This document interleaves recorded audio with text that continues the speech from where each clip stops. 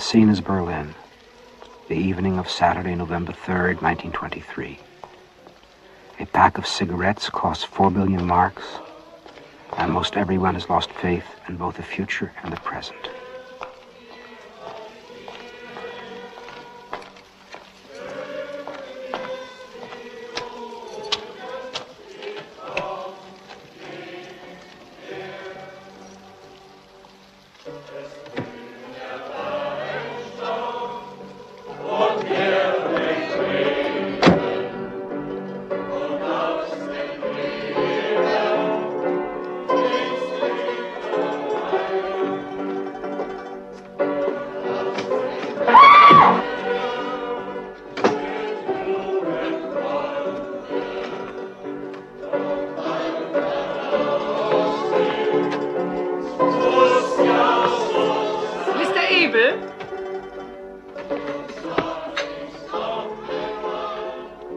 Your brother is already at home. This is for both of you. Thank you, Frau Hempstead. Thank you.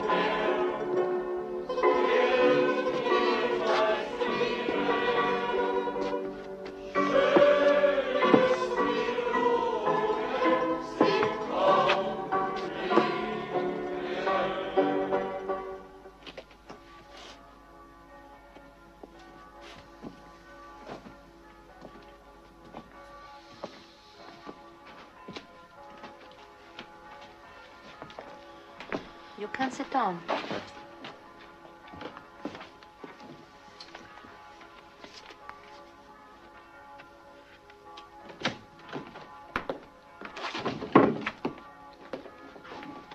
So, you don't speak German at all? Nonsense. Scheiße. Freund, Dost has Herr Sandy ruined. What's your name? Abel Rosenberg. I'm 35. I was born in Philadelphia. My folks come from Riga in Latvia. My brother Max and his wife Manuela, the three of us came to Berlin a month ago. No, at the end of September. Max hurt his wrist, so we couldn't perform anymore. We were circus artists. We had a trapeze act. The reason of your brother's suicide?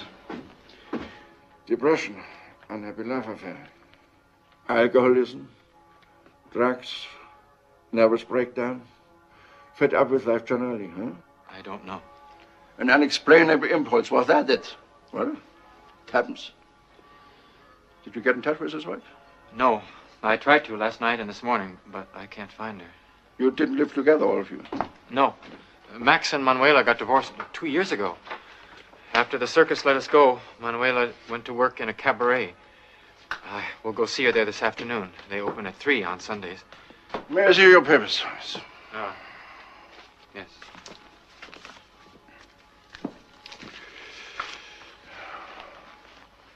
You're Jewish? Why? Nothing. I was just curious. You may now go. Thank you. What are your plans? How long will you stay in Berlin? As you know, there's great unemployment. We're not going to take care of you when your money runs out. Yes, I know. Goodbye, Mr. Rosenberg. Goodbye, Inspector. Goodbye, Fräulein Dorst.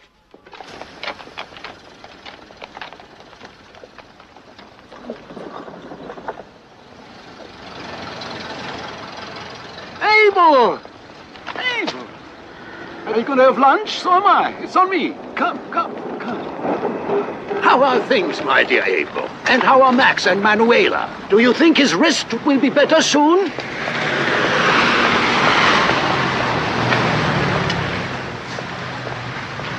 We all miss you, you know. The circus needs you. I suppose you're wondering what I'm doing here in Berlin when the circus is in Amsterdam. I'm looking for new acts, my boy. Come in.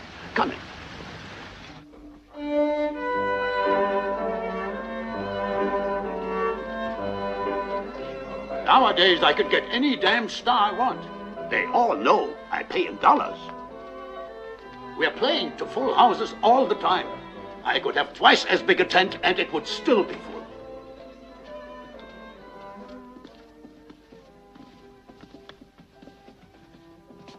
Bitte sehr, Herr Direktor. Suppe, Hasenbraten und Bier. Jawohl. Eine Flasche Schnaps auf den Tisch. Wie gewöhnlich, Herr Direktor. Eins in den Scheiß weg da. Look what I read in the paper this morning. I'll try to translate it. Listen to this.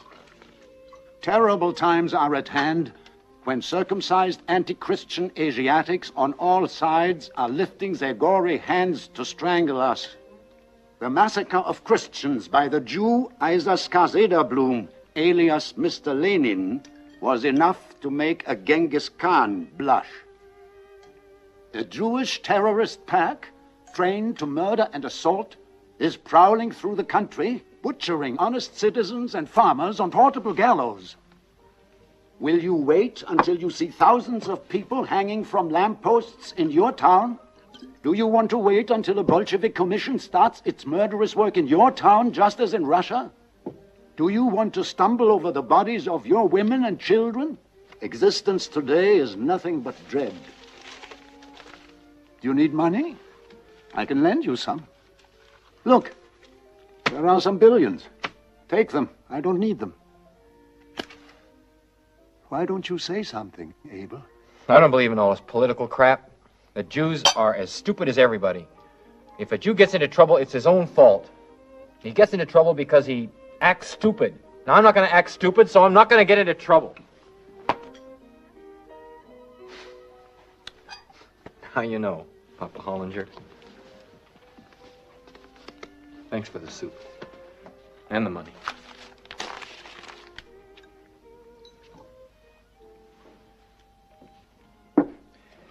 I have to meet Manuela at 4. Take care.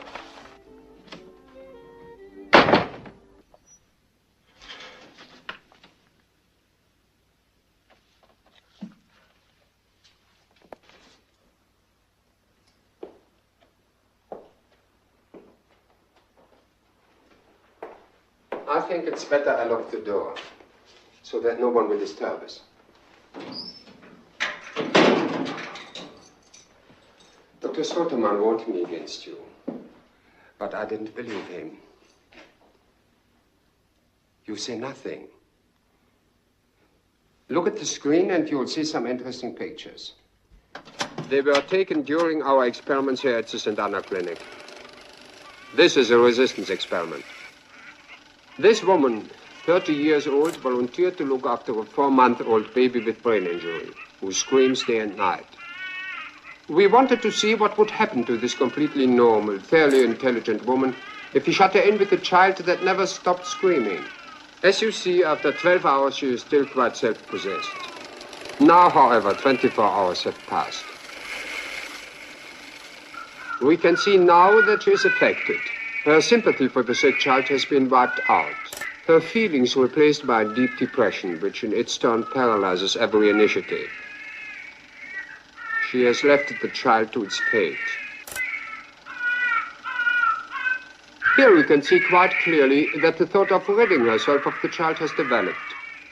But it took another 6 hours before she carried out her intention. A remarkable resistance. Unfortunately, our camera didn't manage to document the actual deed. Our technique has not been quite perfected. You would like to see more, wouldn't you? Ich heb jetzt mal den Kopf an. Versuch mal seinen Kopf zu bekommen. Ja? For 7 days, this man was shut up in a cell, so constructed that he could not move his arms, legs, or head. In addition, he was deprived of all sound and was in total darkness. I know what you're going to say, Abel. You are wondering how we could get anyone to agree to such an experiment voluntarily. No trouble, I assure you. People will do anything for a little money and a square meal. These pictures are not particularly instructive, but may be of physiognomic interest. The subject was given an injection of thanatoxine, a drug that produces violent anguish. What you will see is someone subjected to unbearable agony. Here you see him just as he's given the injection. You notice that he is quite balanced and is laughing and joking. An unusually nice boy, incidentally. He was a student of political science at the university. We are now at the condition of dread, which is getting worse and worse. In a few moments, he'll commit suicide. Watch carefully, it happens without any warning. He picks up the revolver. You can't see it properly. Now you can see it. Then he puts it in his mouth. The gun is not loaded, of course. That student really did shoot himself a few days later. Although the effects of the thanatoxine had completely worn off. Your brother, Max, met with the same misfortune. By the way, he was one of our best assistants. He was really interested in our experiments. He wanted to try out the thanatoxine. I advised him not to, but he insisted. His fiancée also helped us quite a bit. They were very attached to each other and lived for a time in one of the apartments that you yourself. This is one of our most recent and interesting experiments. The subjects are administered carefully controlled doses of Capta Blue, a virtually odorless gas. Initially, the gas plays tricks with the behavioral centers, throwing the entire emotional balance out of kilter. The subjects are stripped of their social defenses, lose their inhibitions, teeter madly between quickly changing moods which possess them. Their reactions are so farcical at times one can hardly keep from laughing. Of course, repeated exposure to Capta Blue can cause some permanent damage.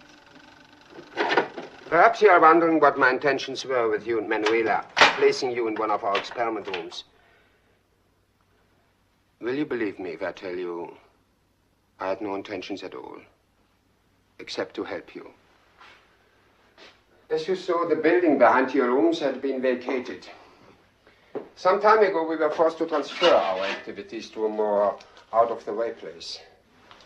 We must take great care. Besides, our economic resources are limited. We are financed entirely by private means. I'm not a monster, Abel. What you have seen are the first faltering steps of a necessary and logical development. I know you have told Inspector Bauer of your experiences.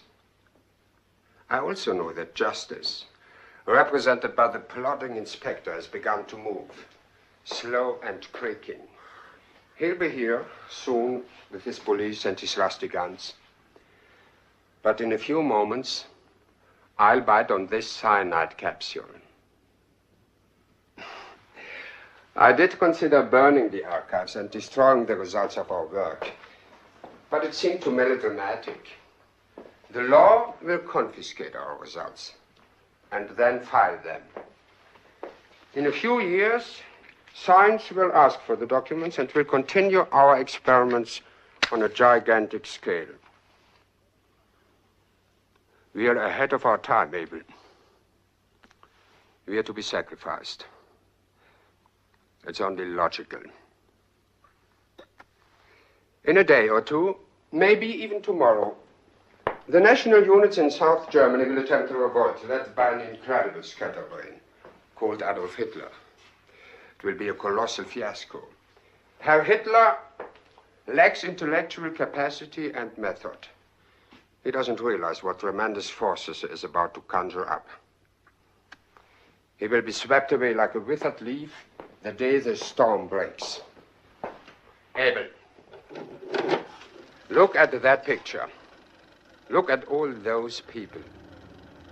They are incapable of a revolution. They are far too humiliated, too afraid, too downtrodden. But in 10 years, by then, the 10-year-olds will be 20. The 15-year-olds will be 25. To the hatred inherited from their parents, they will add their own idealism and impatience. Someone will step forward and put their unspoken feelings into words. Someone will promise a future. Someone will make demands. Someone will talk of greatness and sacrifice. The young and inexperienced will give their courage and their faith to the tired and the uncertain. And then there will be a revolution. And our world will go down in blood and fire. In 10 years, no more. Those people will create new society, unequaled in world history.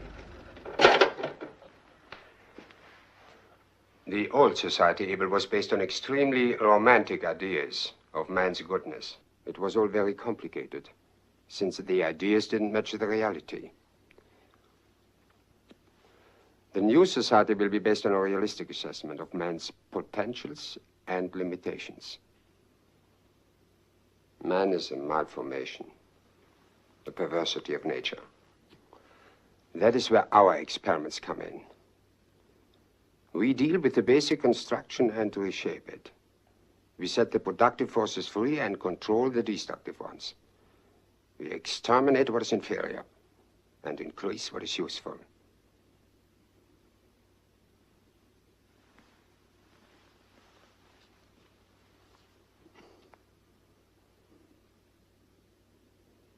I always liked you and Manuela. She showed an affection for me, which I hope was sincerely meant.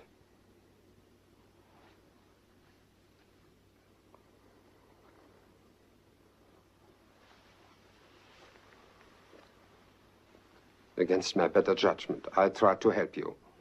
Comic, isn't it, Abel?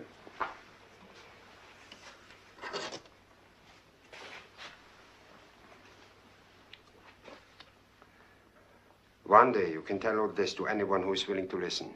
No one will believe you. Despite the fact that anyone who makes the slightest effort can see what is waiting in the future. It's like a serpent's egg. Through the thin membranes, you can clearly discern the already perfect reptile. Aufmachen! Polizei!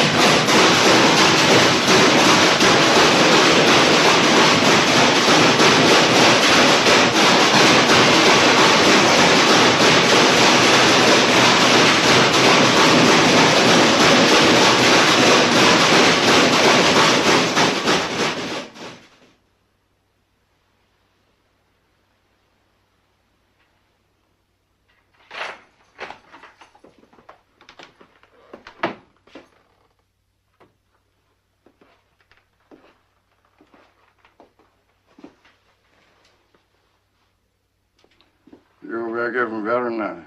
You've slept for 2 days. What day is it? It's the morning of November 11th. Can I have some water?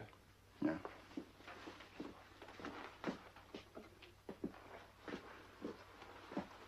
I've been in touch with Hallinger. He thinks he can use you in his circus. The German state will pay for a train ticket to Basel. That's where the circus will be for the next 2 weeks. I take it for granted that you will accept his kind offer, huh? I think so. No. It would be the simplest way, Herr Rosenberg.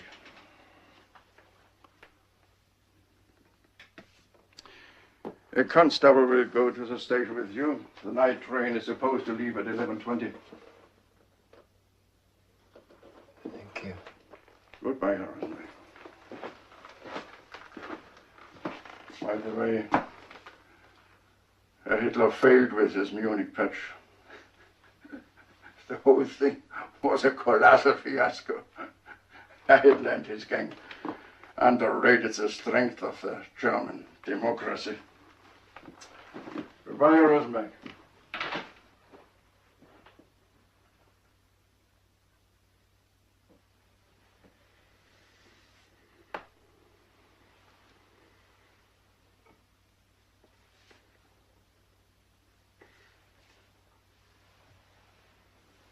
On the evening of Sunday, November 11th, Abel Rosenberg escaped the police escort, which was taking him to the railroad station.